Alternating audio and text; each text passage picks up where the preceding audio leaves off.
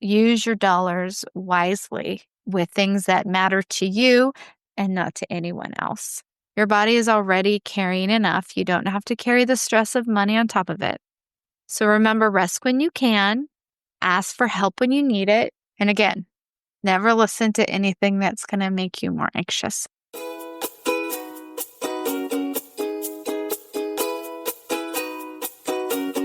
Hey, beautiful soul, and welcome to Dear Body, I'm Listening, the podcast for women navigating chronic symptoms, invisible illness, and that daily dance between hope and exhaustion.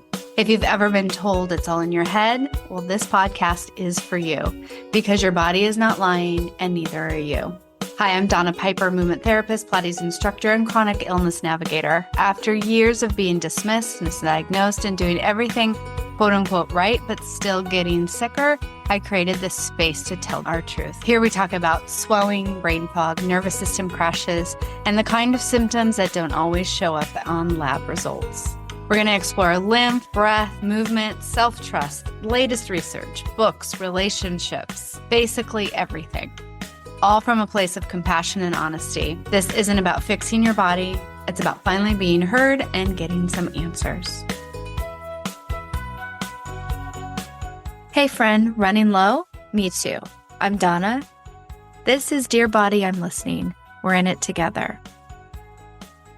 Hey beautiful soul, welcome back to Dear Body, I'm Listening. Today we're going to talk about the part of chronic illness that nobody puts on Instagram and no doctor ever prepares you for, the money. The dollars, the cents, and honestly, the cents with an S too, because financial stress has its own smell, its own energy, and you feel it everywhere when you live in a body like ours. So this is not meant to trigger anyone or upset anyone, but you really need to be prepared of how expensive this is to have a chronic illness. You know, in my situation, I have so many and it's hard for me to work.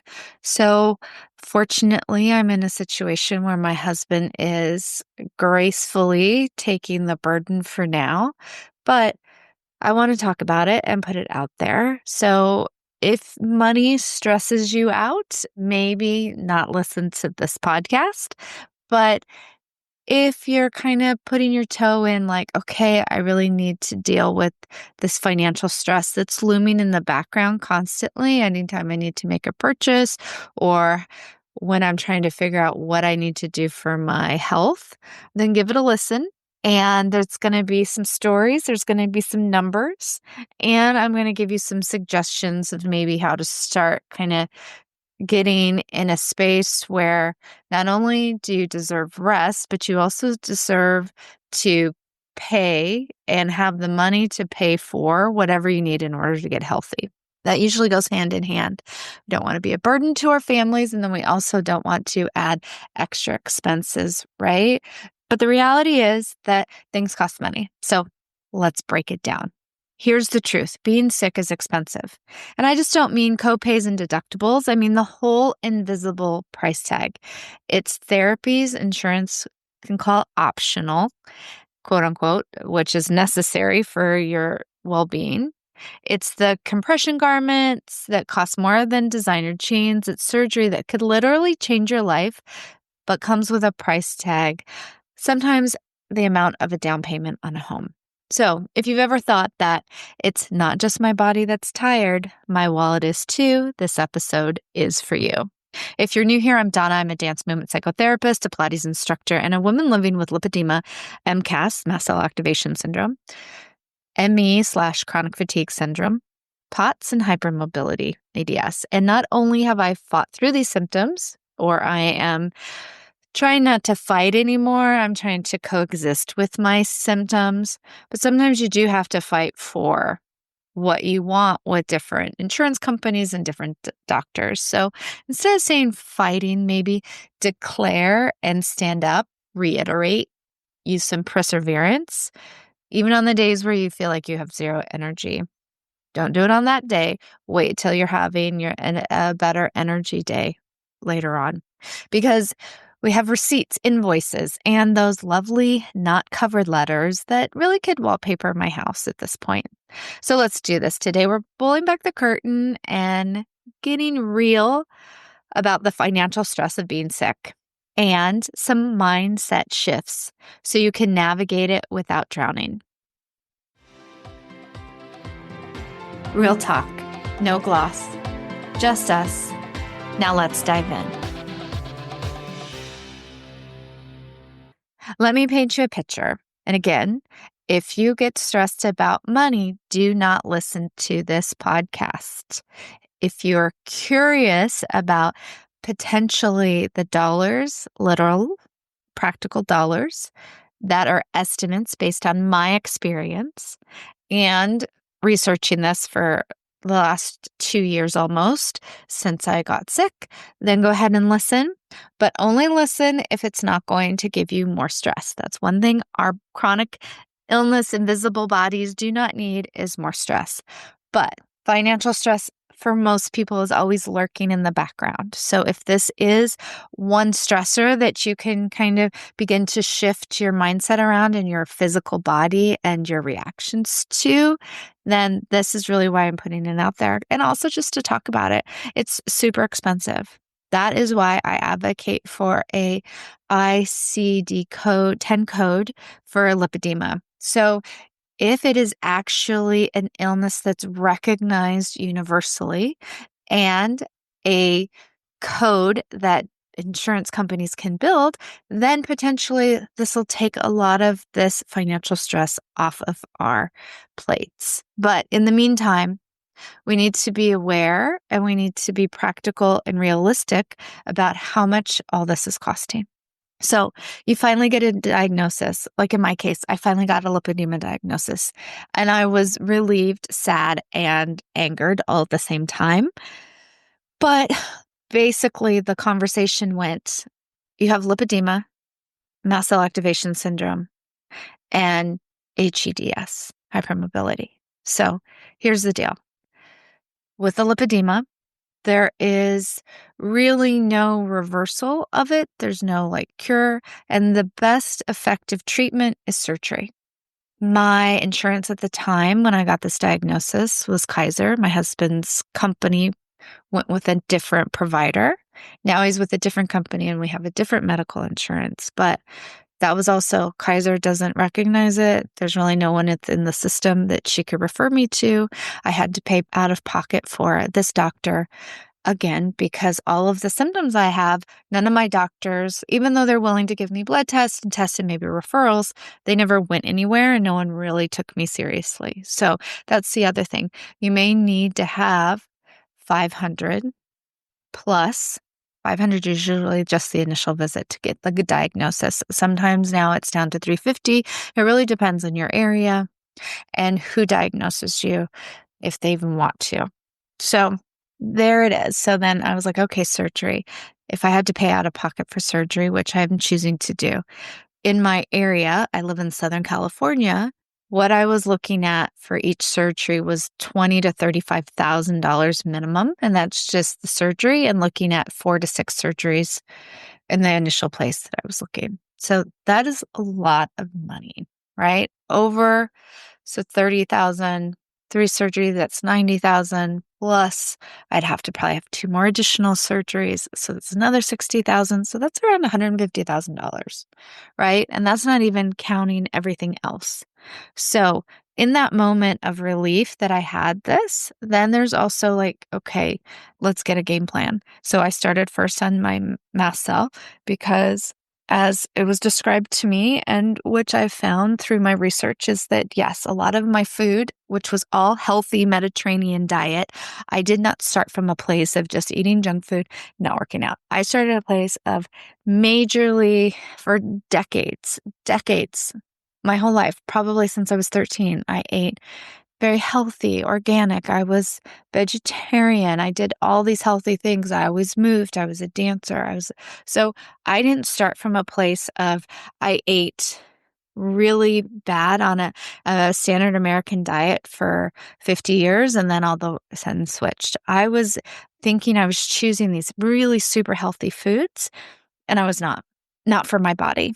It was missed by all the other money that I had spent through the years with functional doctors to trying to get to a root cause that never went anywhere. So again, when you have to go out to these other specialists that don't take insurance, or you don't have insurance that they take, or they don't even have insurance that they would even consider taking, you're going to have to pay out of pocket plus the surgeries.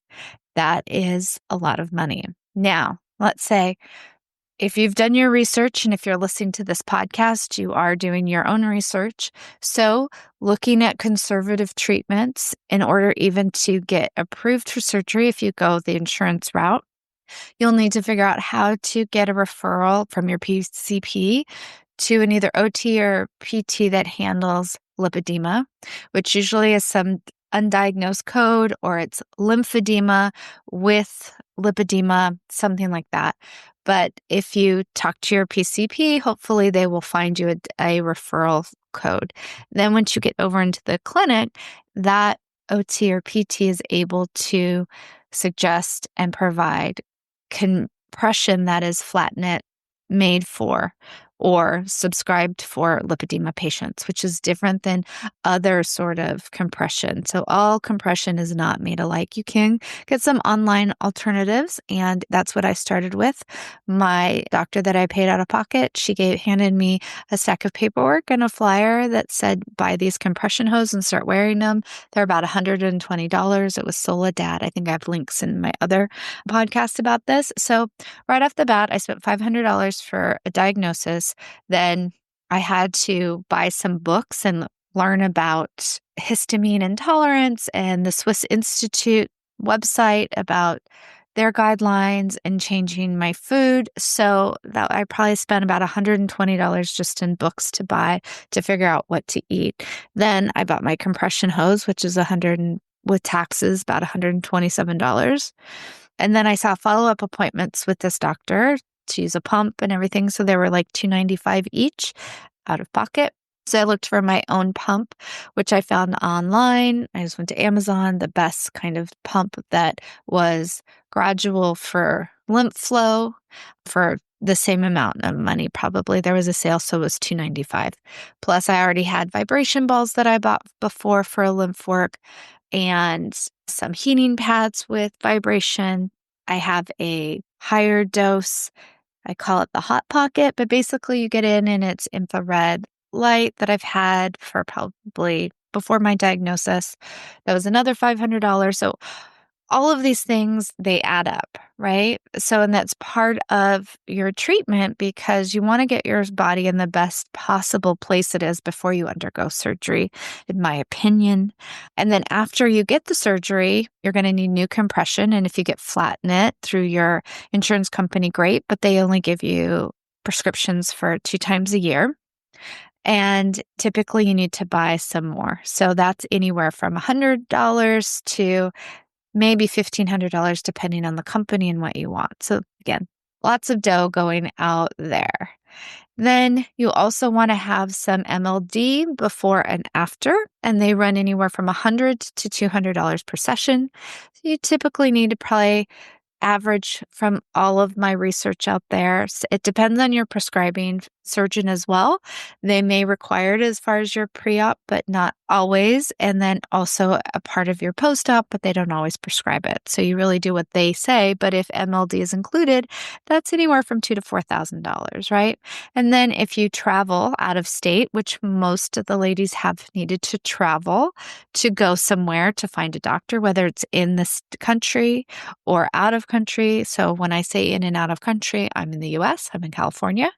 And then you'll need stuff for that, right? No matter what, like a wedge pillow, probably for your recovery, whether it's inflatable for travel or just to have a new one at your house, puppy pads for post-op drainage, things like that, maybe darker sheets for a little bit if you go home or if you're staying in a hotel, different clothing that is usually dark, so that is comfortable and a little stretchy. So the first few days after surgery, you have all of these things that you need.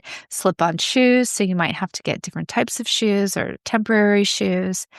Again, all of these things add up. The flights, the hotel, all these little accoutrements that really are necessary for that. You might also need like a stool to sit down, or depending on what part of your body gets surgery and how mobile you are before and after, you may need to run a wheelchair, walker, things like that. So all of these things add up. So I suggest that you really kind of look at all of the cost in total.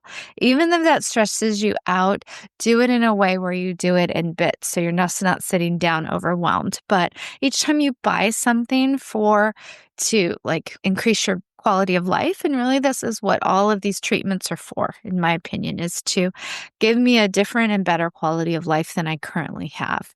That is what the beauty of spending this money. When I spend this money, I really think, okay, I'm putting it out there and I'm buying this thing, this device, having this treatment, saving this money for something that is going to drastically shift my quality of life. Sometimes the drastic is very kind of the long game, but it does increase your quality of life overall. So that's what I look at it like when I get stressed about money, because, sometimes I'm like, oh gosh, I don't want to do that. I don't want to spend all that money, and don't want to do it every week. That I'm not working right now. I'm just like a big cost, or I'm just a big expense. So I really have had to and that stress level also doesn't help when I go to do these therapies, or when I buy something that I know I'm going to need. I want to do it with the energy behind it that it's going to be helpful and it's not creating more stress in my body. Because stress, as we know, fuels the inflammation, which then fuels all the other stuff that we have. So having chronic inflammation and having chronic stress, about that, they kind of feed off of each other. So one of the things to re-regulate my system, because I have a hard time switching from a sympathetic state, which is fight or flight, that's stress that turned on, to a parasympathetic, which is rest and digest system. Money fuels that system. Money will get me in that oh no state where I'm hypervigilant and my system is totally dysregulated. And I already have all these things with dysautonomia, so it doesn't help, right? And then if you have some comorbidities, like I paid for a few courses to learn about my hypermobility issues and how that can contribute to flares. There's a lot of overlap of symptoms that I have. So I want to make sure, okay, because I adjusted a few things with my food, major things with my food. I did all these treatments, lipedema, drainage, self-drainage, power plate, and it still wasn't shifting. So then I needed to relearn how I am in my hypermobile body, but as a larger woman with more volume on my legs than I have ever had. So if you've listened to my stories, you know that I increased a lot of volume in a short amount of time. So my strength and my load needed to change too. And also kind of what also was triggering. And I had no idea that things that I just took for granted that were actually triggers for the flares, for the hypermobility part, right? And I can't segment everything out. I'm one human. So I had to relearn that. But with that, there was shirts and bras and compression that helps with EDS, or hypermobility. And that's also expensive. Every garment I see for this stuff online is around $100, give or take. It's usually nothing really good for less, and typically you could pay more, but you can find deals. So again, depending on how many garments you need. I found out that my fingers were really hypermobile, so getting little splints for that. Finding different tools that I need to work out, so I needed to buy some new gym equipment. Then also for mast cell, some of the things I take are just over-the-counter supplements for H1 and H2 blockers. But again, they're $30, $40, $50 depending on how many you get for each one. Then the other supplements that I get, each supplement that I buy is anywhere from $40 to $60. So I take about a handful. I've wasted money on a lot more, but I've really kind of narrowed it down to what I need. Also, when I buy some protein powders to help, and the creatine that helps with the collagen issue with the EDS, the hypermobility, those bags are 60 plus per bag of protein, right? So even food isn't super affordable or inexpensive. So all of this adds up. I bought a power plate because of the hypermobility, and it was the only one that I really knew that I worked with 25 years ago when I used to train clients. They had them at their houses. And so I knew that my level of stability and what I needed is not one that goes like really vibrates your whole body and rocks it side to side, that I needed something with different progressions. So the power plate is expensive, but it was the best thing for me. You can get a vibrational plate that's pretty good for probably around $300 or less. But again, you need to look at what your comorbidities are and if it's worth it to have your body rock side to side, or if that might be triggering if you have any sort of cervical stability. So things like that also goes into where your dollar is going. What is the best thing for your money? So I know I am totally someone that gets locked in, even though I know that with all my research with the doctors that have been doing lipedema surgeries and doing talks on them, there's a little bit of disparaging stuff like how or why. They really don't know why. People might say it's why and they know there's an estrogen component, but they can't tell you what it is and really why or what helps it, right? Everyone's different. They can't even really tell you how you go to stage 1 to stage 4. Some people do it in a short amount of, or stage 3, really. 4 is you always have a lymphedema component to lipedema because it's just the nature of it. So they do kind of stage it into a 4, but really there's 3 stages. When you talk to the doctors that really have been doing it, there's 3 stages. So why does someone get that? And then the areas of the body are affected differently. So they really can't tell us. But what they can tell us, and what has seemed anecdotal from all the women that have had surgery and the surgeons that do the surgery, taking out the diseased fat does increase your mobility, that heaviness in your legs and how you feel it, that just is hard to move and all of those things, that does subside. And you also have less pain. The pain might be different. Like, who knows, when I get it done, I may always have a level of pain because I have other comorbidities that have to do with pain. But the pain will be different, and I'm looking for the mobility. So all of this money that I'm spending to travel to Germany, to get my surgery done, to stay in the hotels, to pay for my flights, to get all the clothing options that I want to get the shoes that I want to get. I'll be going in January. I live in Southern California, so I need to get outerwear. So all of those things to me is going to be worth it. And also to my husband, because it's hard on our partners, even though he's very loving and generous and wants me to get all the help that I need, no questions asked. I still feel that as a partnership, I am much more of a burden, and I don't want to be. And that's part of the reason also where I'm like, okay, the money that I'm going to spend for this is worth to increase our quality of life, not just mine, but to me is to be a wife and a partner and someone to enjoy our lives with. So it can feel like it's death by 1,000 receipts, and the worst part is, even if you do, or if you are fortunate to get insurance, have a company that you're already with or that your partner is with that insures you, and they're able to get the insurance to pay for most of these things, it's still like, it's not like you get diagnosed and you're like, okay, cool, here's the plan. Let's submit it through insurance, blah, blah, blah. It's going to work. No, it's usually a decline process.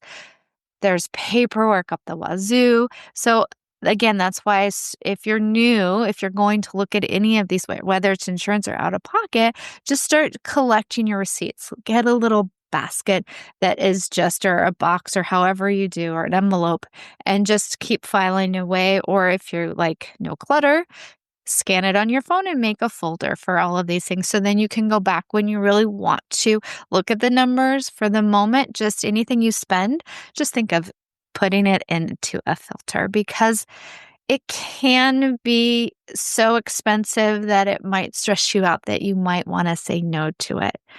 And we don't want to do that. We don't want to say no to our health, but, we have to be practical. Some people may be listening are on a fixed income and it's not an option to get surgery. So I encourage you, if you're listening before October 9th, even if you listen to this after October 9th, I'll put a link in the show notes to email the committee to get us recognized in the insurance coding system.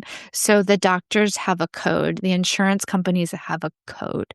So they know what it is. So then it's not something that you have to try to figure out and overly justify when you're trying to really just kind of manage the cost of all this. It's sad, as an aside, there's a lot of conditions out there that, depending on your insurance company, they won't cover. So it's not just an our issue, it is a systemic issue. So that's what we're going to talk about next. Now it's time for the connective thread, where the story meets the science. Here's where we shift gears. Real Talk gave you some numbers, and I kind of mixed it with what I'm going to be telling you now, but I want to talk about what we can actually do. So first, let's talk about why it's so expensive. It's not you, it is the system. The U.S. codes lipedema surgery as cosmetic. So anytime that because it's liposuction, it's not lipedema removal. So they're not looking at a disease fat. They're looking at you want to look thinner. So it's cosmetic because you have to go to a certified cosmetic plastic surgeon. I forget what they are, but they have all these things. Sometimes they're double board certified, and that's what you're looking for. So people that really do know about this and have done multiple surgeries to really help you. Because again, you don't want to spend $8, $10, even $3,000 for a surgery that really isn't going to help, because it's not easy to go through. So not only just the money, it's major surgery on us. So you want to look for a good surgeon, right? So if we have that code, that would help us. Also, compression is sometimes laid optional, but if you can get through a good PT or OT system where they are able to work with subcontractors that measure you for custom flat knit, that's the best. If for some reason you can't, you go to those companies direct, it is quite expensive, right? And then sometimes people look at MLD, what is it? It's a massage. So then it's spa. So why do they need this extra sort of massage? Well, the massage, and if you have a particular type, there's Vauder, there's a few other out there, but it's specific and it helps you kind of push that fluid out because your lymphatic system isn't doing what it needs to in order to get that fluid out. So we want to get as much fluid out because the fluid adds to the pain, right? And if you go to the PT, so if you go and say you hurt your shoulder or your hip or your knee, I twisted my knee, I need the physical therapy. But if you're going to look at it and they look at okay, there's weight. So they look at that okay, weight is a lifestyle choice, which in our case, it is definitely not. And so they're not looking at that as okay, you need this because your body is changing. So it's changing your structure, which is putting extra pressure on your joints. It's looking at oh, you have this choice. You're not making the right choice. So maybe we'll give you a few sessions, maybe not. But PT is so important, especially if you have any comorbidities or if you've had lipedema for a while, where it's basically you're not in a wheelchair, but you're chair bound. It's hard to walk. It's hard to move because then things pool around our pelvis. We need pelvic PT. We need PT to learn how to walk when our body is different. So we're not putting extra stress on our joints. We need these things to learn how to move in this larger body that a physical therapist that is trained can give you. So again, that's not always part of what we get, even though that would be the perfect sort of plan once you get diagnosed. So in my opinion, and I'm sure there's other doctors and other patients out there that have their own perfect plan, but this is my podcast. This is my opinion. So take it for what it is. Then let's go into the triage kind of map, right? So these are phases. This is not chaos or anything like this, but let's go into kind of the next thing. So the first, like phase 0, is what you want to focus on stabilizing, right? Focus on flare control. So basic compression, daily movement if able, but even if you could just move for 10 minutes, doing some feet pumps, something like that. And then in my case, because I have MCAS other than lipedema as well, I take some H1 and H2 blockers.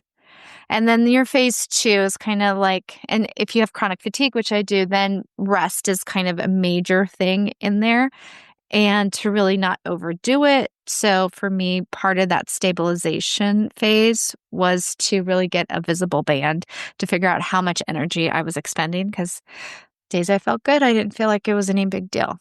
And I didn't associate doing a lot of minor just life skills as a major stressor. So that's for me. I had to really kind of pare down on my food, see where these things were coming from. And then and I don't recommend paring down food because that's the extreme way. I'm an extreme person, but I do not recommend it. And then this next phase, let's go into restore. So we're adding, if you can add that, get that complete decongestive therapy to kind of see how much volume you have that can be reduced, how much fibrosis you have that can be reduced. You got your compression off the rack, you start to learn how to do self MLD, and then some simple nutrition shifts. Then your next phase, let's go into build. So you add gadgets. So, at the vibration balls, you learn, which I didn't mention before, but I took multiple courses on the lymphatic system and things, how to treat it. And so, $500-$600 a course, right? So that is up in the real talk, but I didn't mention it, so I'm putting it here. So add the gadgets, but add gadgets based on okay, all right. So now if you've been listening to my podcast, okay, so hypermobility can cause flares. How much of the shaking? So how much instability does my body really have? Where am I on that spectrum? Do I have just hypermobility, or do I have a hypermobility spectrum disorder, or do I have a version of EDS, which is a hypermobility version as well? So where am I on that spectrum? Because even with just regular old hypermobility, going to that end, your joints aren't stable, right? So what you're doing is trying to use your muscles in a way to stabilize your body, because it takes a lot of effort just to sit up, to stand up straight, to breathe right, all of these things. So figure out what else comorbidities you may or may not have, and then start to make purchases based on what maybe you need. So if you do need a pump, try to get that through your insurance if you can go through your PT, right? Like for me, the pump was denied. So they're appealing on my behalf. But if my appeal doesn't go through, I have to figure out how to get a better pump that has a trunk piece, because right now I only have the legs. And if you can invest in some power plates, things like that. But swimming is really one of the best things for lipedema and most of these conditions that I have. And with the POTS that I have I don't really talk much about that, because POTS, even though I have it, I have trained my body throughout my life to ignore those things. So I'm trying to kind of, rope that in. But what I do for that is the electrolytes. So that's something with nutrition to kind of give me as a nice baseline. So it helps my volume of blood in my body to be increased a little bit. So there's that as well. And then your last phase is okay, so you've done all the things, you have the gadgets, you really are selective about what you're doing. You're really looking at supplements or anything as something that you might need. You're also looking at any sort of more fringe sort of therapies, which I'm all about the fringe therapies, because if it wasn't for fringe therapies, a lot of these things wouldn't be discovered, right? There's a lot of women that have okay, I know that there is a reason for this. And then there's some doctors that are willing to listen and kind of be like, okay, so what is that? Let me go more about it. Or they might have a personal experience. They might have a family member, or they themselves might go through something that they also couldn't get answers for. So they're more open to looking at these things.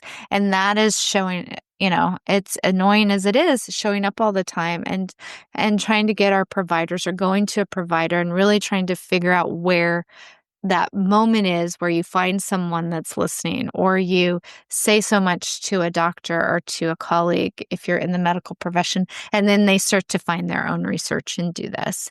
I'm thankful to all the doctors and the people, the patients that before me that has given me as much information as they have.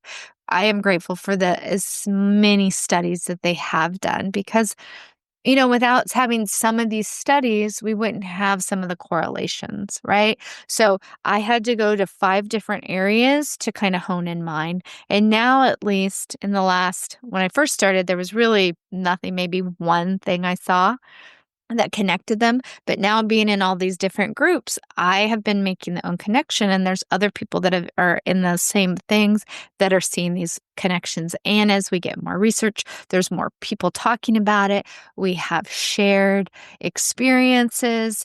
Then we start to adjust, like, okay, so what can help us? If you have all of them or just one, it's going to be helpful. So that's really, it's like, do your research on your own body, what your own things are. Because as an aside, I have been reading so many different women that have EDS that have had to have multiple surgeries because they didn't know they had it, right? So EDS, things like that are very hard because there's a genetic testing that your doctor has to recommend. And a lot of times your doctor will give you the diagnosis without the official because the genetic testing. It's expensive for the insurance company. They usually deny it. It's a whole thing.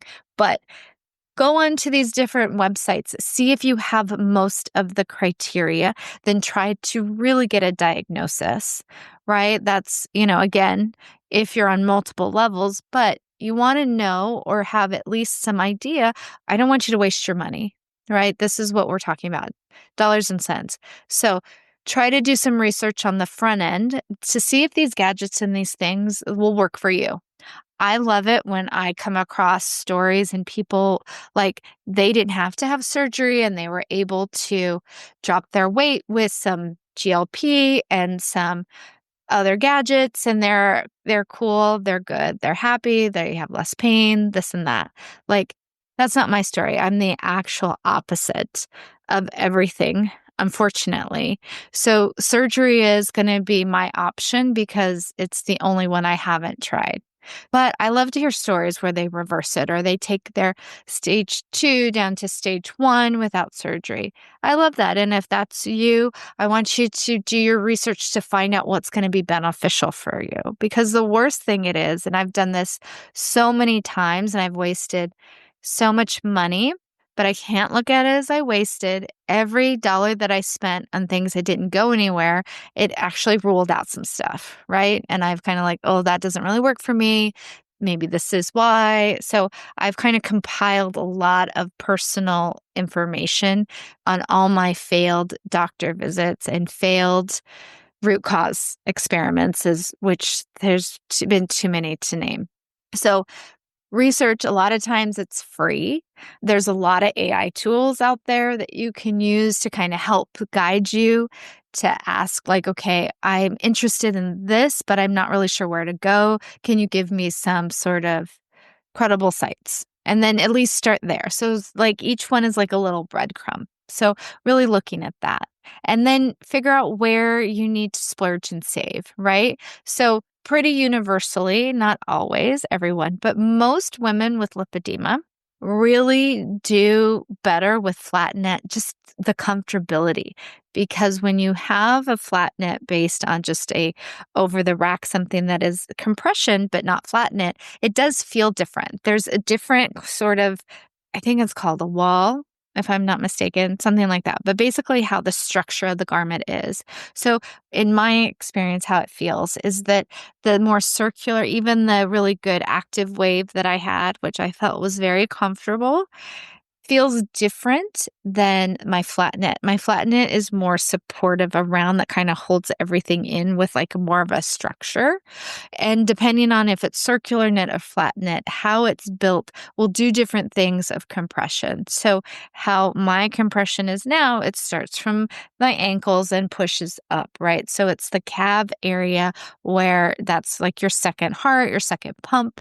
That's pretty well universally like adopted now, whether it's PTs, Chinese medicine, acupuncture, whatever. Like everyone's like, oh, the second heart is in the calves, right? So it's pushing up that sort of gravity. So it's a gradual push of the compression. So for me, that's a splurge, but it's also saving me a lot in the long run. So fortunately, right now, my insurance covers it. But even if it didn't, that is something I would personally splurge on. Anything that's going to help me pre and post op and just in general is manual lymphatic drainage. So that is something that even though it's a splurge, it's actually, I think, saving me progressing in this illness, and it's helping my system the support it needs. And then we're also looking at, where do we do it for, get a skilled CLT, PT, OT, someone that has Vader technique, get an actual technique that's proven for MLD. Have safe footwear to help you with your gait when things come unstable, or it's going to support the structure more. So things you might want to save on is, some entry level red light therapy. You might get a rebounder, which is just as effective, sometimes more effective than the vibration, depending on your other comorbidities. That's like a few $100s other than, $2,500 power plate, unless you're going to really use that, right? So you can also try to used or loaner items. There's pumps, there's different power plates, there's different braces. Maybe you could try it out before you purchase it. So look at different ways that you could save. And then let's go on to number 4, which is the 10% rule. Outside of surgery years, try to cap chronic care spending at 10 to 15% of your take-home pay or your total allotted amount for that year. If you see that you're spending a lot and blow past it in a couple months, take a pause of all your purchases and reevaluate. Like maybe some things do require more of your money right now. Things obviously be flexible and change. But if you're just in maintenance years, see how you can either cut down your costs or stay within that 10 to 15% budget. So let's look at a quick buyer's guide for number 5, compression. So I am an advocate of flat knit. However, if you can't do it, you can't do it. But think of trying to get like 2 custom pair and then maybe 1 like off the shelf for a different date. So you have 3 in the rotation, because even the flat knit, and they all really say within 6 months of wear, wash, and all of that it needs to be replaced then. So look at that, see what your best are, and kind of come up with a plan that's best for you. Then gadgets, which I am a sucker for. Ask yourself, will I use this at least 3 times a week? If the answer is no, try to wait. Maybe there's something else that you have that does work. I'm kind of get impatient with what is working or not working. So then in those days where I'm feeling really down, I look at stuff if something crosses my screen and I'm like, oh, maybe that'll work. Maybe be the thing that I'll use more or I'll try. But chances are, if I'm not really in the stage, in the phase, in this season, whatever words you like to use, of me addressing that sort of concern, if it's something maybe I want to do later, or I thought about doing in the past, but something else is a priority, I really need to ask myself that question 3 times before I buy something, because 9 times out of 10, if I buy it, it just sits there. Then with exercise. So invest in something that you want to do and what you like to do. So swimming is ideal because of the different things that it does. The water helps with the lymphatic flow as well. Generally, universally easy on bodies. So maybe you need to buy a membership. If you're of a certain age, like me, almost 50 or 55, a lot of times community places are 50 plus, that they might have a more discounted rate for you if you're a part of a pool, or maybe that is something that you want to splurge on your membership. Maybe you have a nice gym or somewhere, or you have met some trainers that are adaptive to your needs, and they could be really worth it, more so than maybe getting something at home you may not use or any sort of trendy gear. So with braces and bras, different supports, if you have a bendy body that needs that, get something that you really like, try it out. Don't be afraid to return it. And then once you find the thing that works for you, get like one of those and a backup. So especially if you know like you need something where you work out and you feel better having a compression shirt on. Or if you're going to be driving and you need something like a compression bra or something like that. So find what works and don't be afraid to return if you're like, no, this really doesn't work. So number 6, funding hacks. So there's HSA and FSA. So those are some different medical sort of discounts if you have those plans, and many devices and also garments and also some supplements qualify. There's also some manufacturer assistance out there. So definitely look into that if you're denied or if you know you really need like a medication, see if they will work with you to see if there's a discount there. Medical travel, ask for disability hotel room rates if you can and if you apply, depending on what the requirements are. Every hotel is different, but doesn't ever hurt to ask, right? And then you can use some companion fare points if you have any credit cards that give you travel. There's kind of complicated, but now with Chat GPT, there's some agent mode. If you have chat, you have to pay for it. It's $20, so it could be that. But that also will help you figure out your miles, because even if you don't use AI, going to different websites can be kind of complex. So watch some YouTube videos to see how you can really get the most out of your travel rewards if you have any sort of credit cards that do that.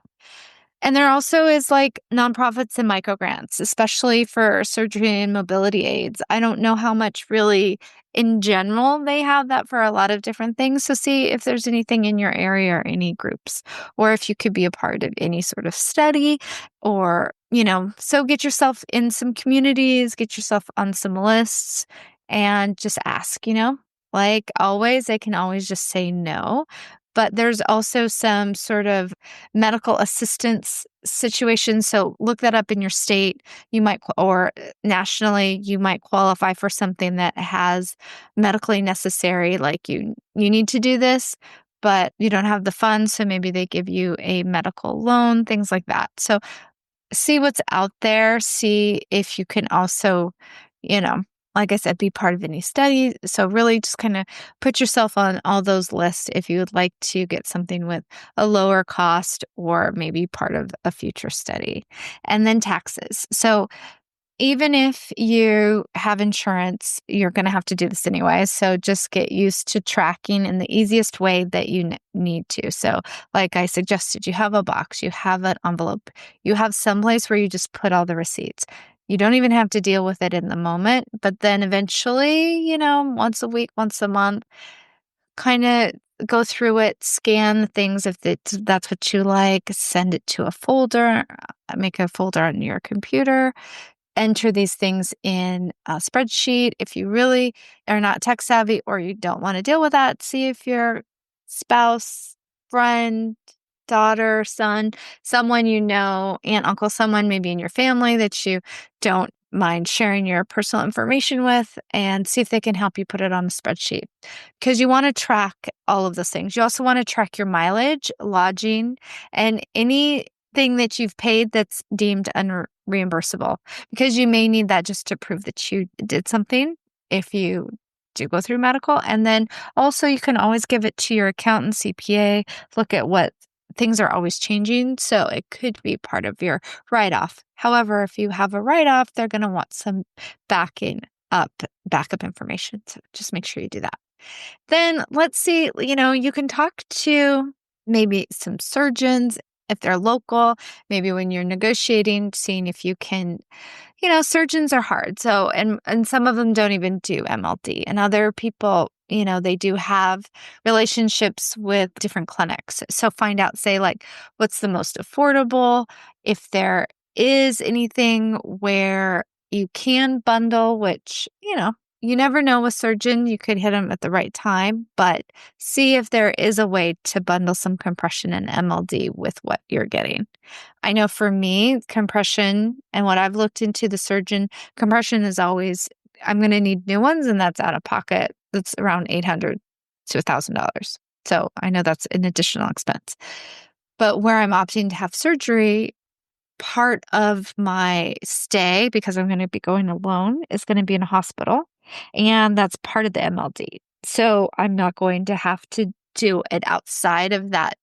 That's encompassed in one cost. Once I leave the hospital, though, and I'm still there before, I'm going to be there for another 7 to 10 days after my discharge date, I'm going to go to their local MLD, like wherever. There's like 2 or 3 places they suggested. And so I'm going to find, look at cost and recommendations and see what's the best one. So in my case, my first part of the MLD is lumped in the charge, right? So see if there's something like that. And then insurance.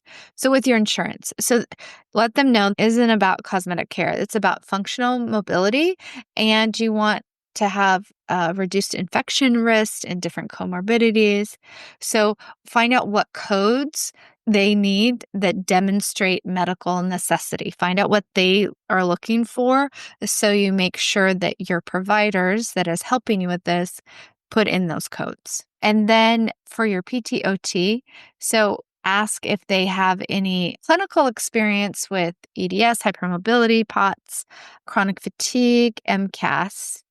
And then if they do, you can also just say, okay, like, is there a way, instead of doing a per session rate, is there a way I could buy a package? Because sometimes, especially independent people, will give packages if they know you're going to be there for a long time.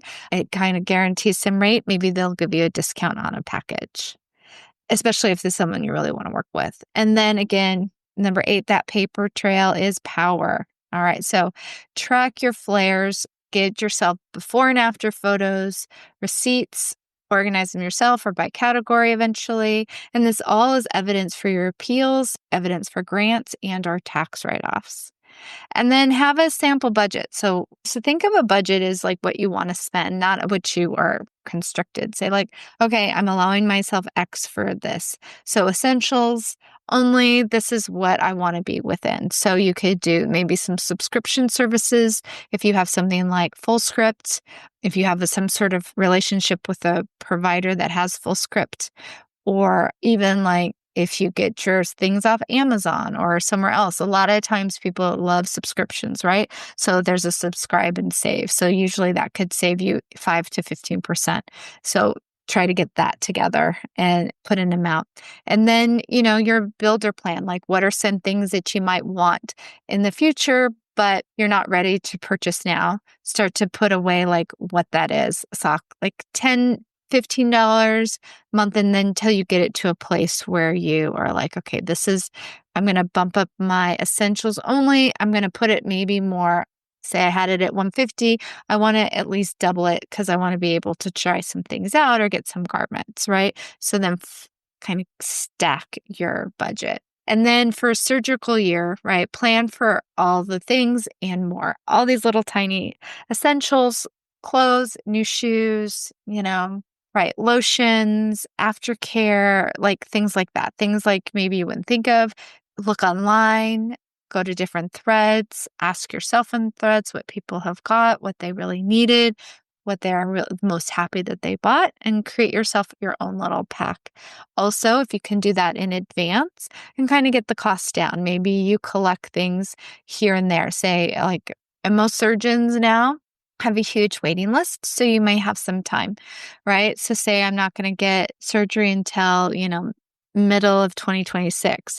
So that's almost like 9 months, right? Maybe a little bit more. So every month buy one thing that you might need. So then you can put it in that budget. So it's something that you're building up towards. And you don't have to think, oh gosh, now I'm paying all this money out for surgery and now I have to pay out all these things. Some people recommend a Shiwi. There's all these little things that you might want to get. So start now if you know you're going to be doing surgery at some point or something else. So the bottom line, you can create a money map that supports your body without drowning your finances, right? So that's one way to do it. Just look at it very practical and see where you can get help when you need to. Mythbuster. Less hype, more help. Myth. If it's medically necessary, insurance will cover it. Reality is nope. Lipedema surgery, they consider cosmetic most of the time. Compression, depending on where you kind of get, they could say that it might be optional, right? Same with your pumps. MLD, a massage, I don't know. That kind of sounds like spa therapy. We're not sure. And PT after your surgery, no, it's not necessary, right?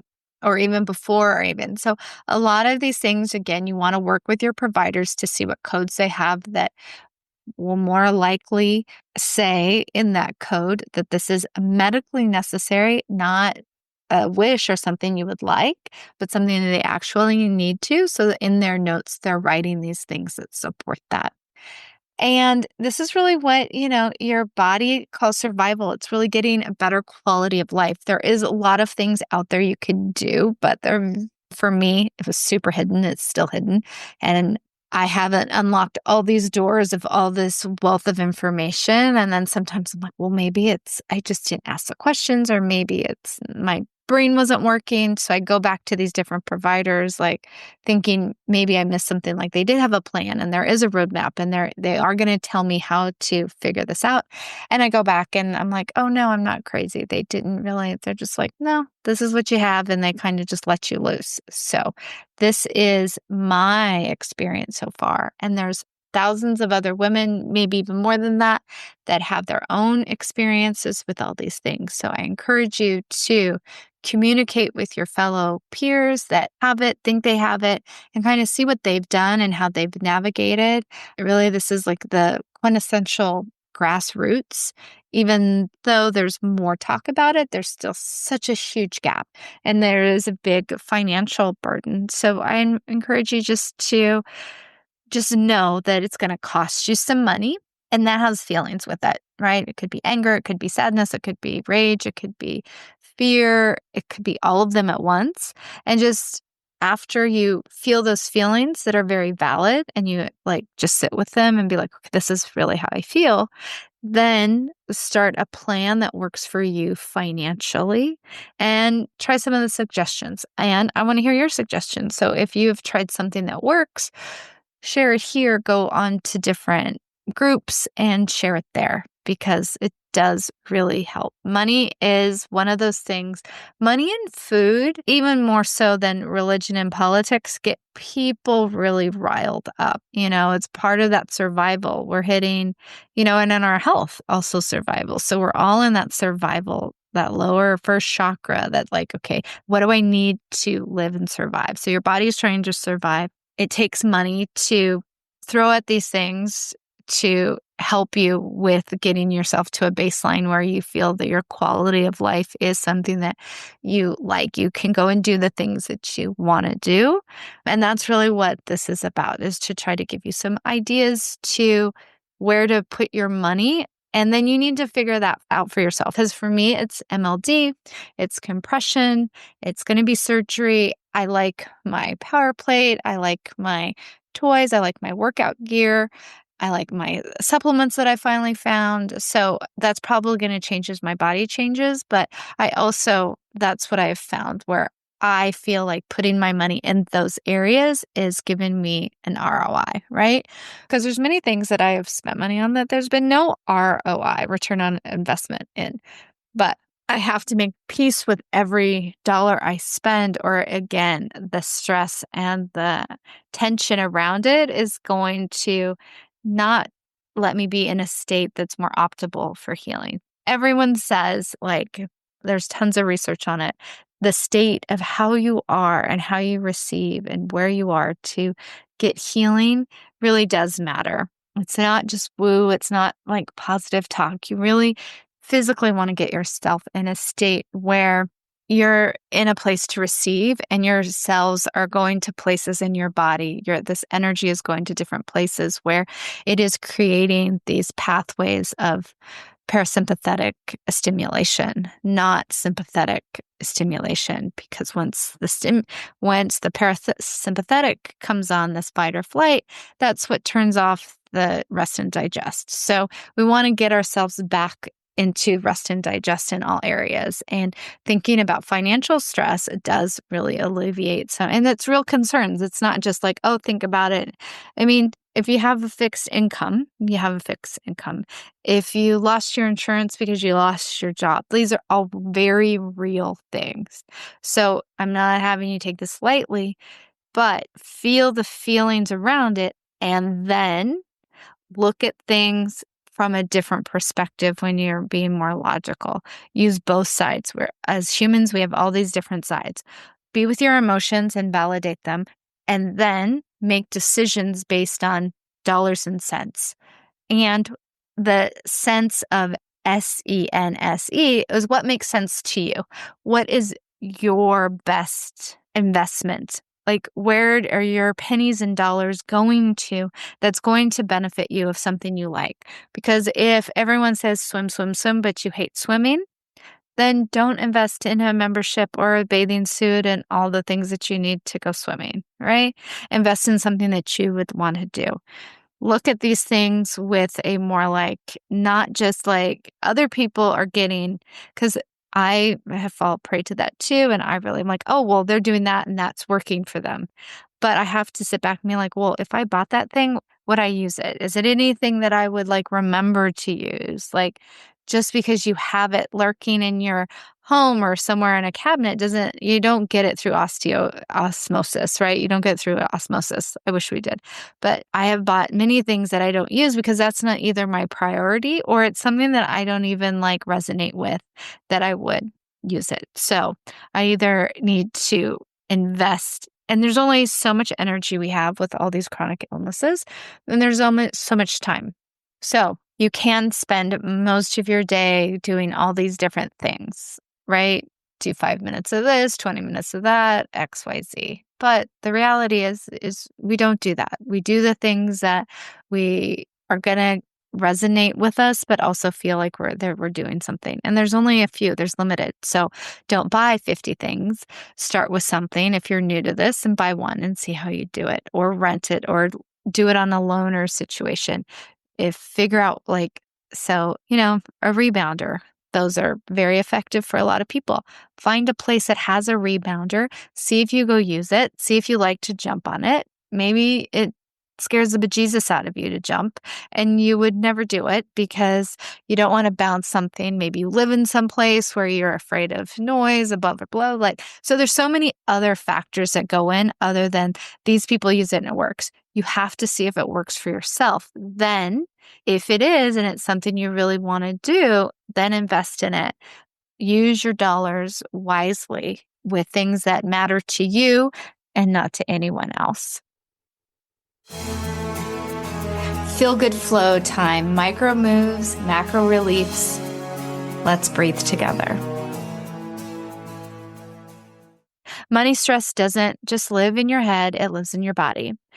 It's in your jaw, you clench when another bill shows up, or if you're not sure if you want to pay for this thing that you know will make you feel better, but you felt like you've been paying too much.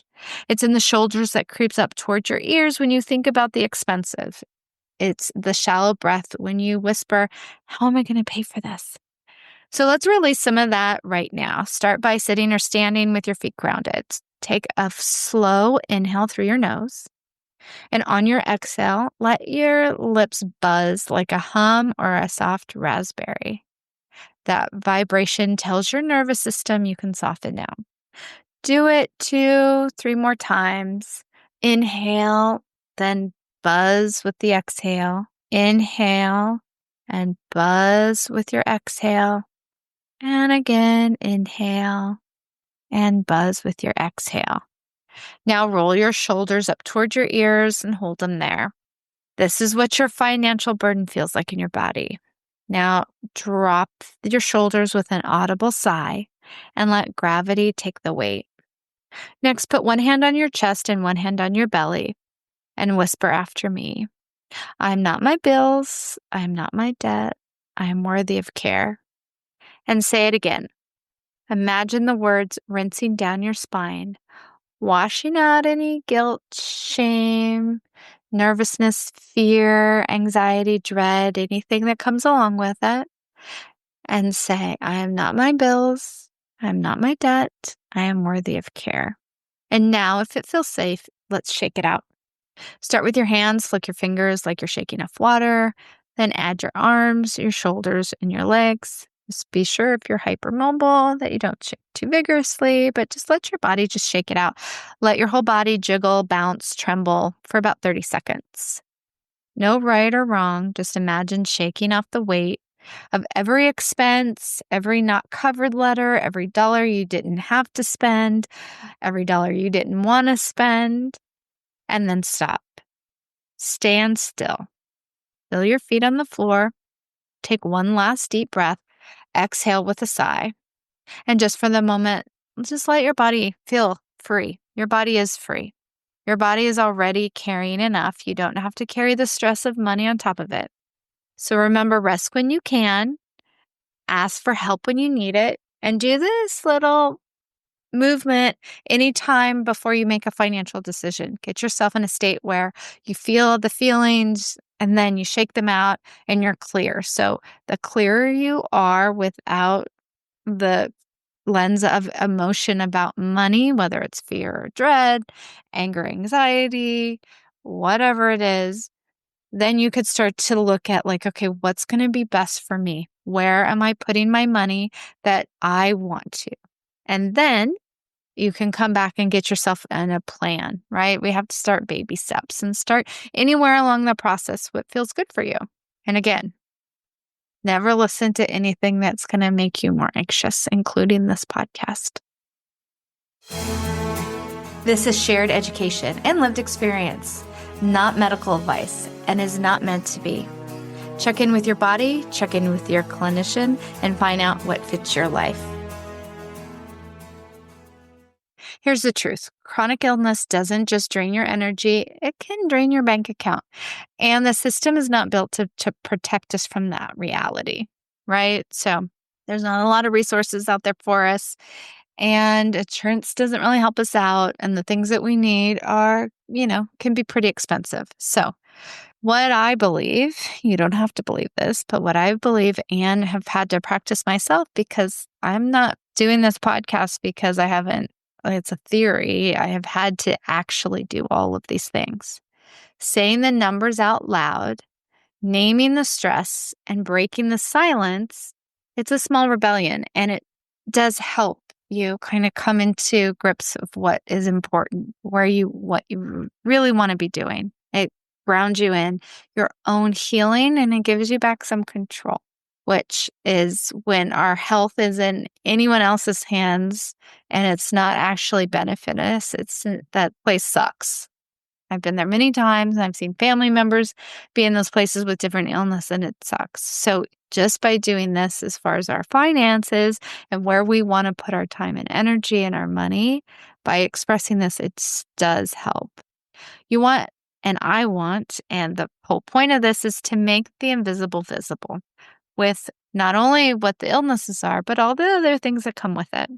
And when we do that, when we stop feeling so alone, or we start to express what we are afraid to express, then we start to feel a relief. Maybe that we have to do it multiple times. It's not just once, but that's the process. That's the beginning.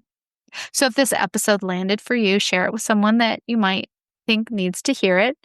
Send it to a friend who's maybe juggling the same medical chaos and the same receipts. Let them know that they're not alone.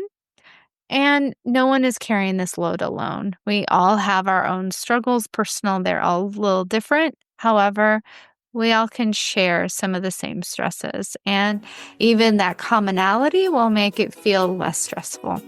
And if you want some more information, any more tools, or the occasional rant, come out and hang out with me on Instagram at the Donna Piper. Until then, take care of yourself out there, rest when you can, and ask for help when you need it. Bye for now. You've been listening to Dear Body, I'm listening. Now it's time to remember to be gentle with your capacity, meet yourself where you are, and if this has helped, send it to a friend who also needs a soft reminder and a gentle place to land.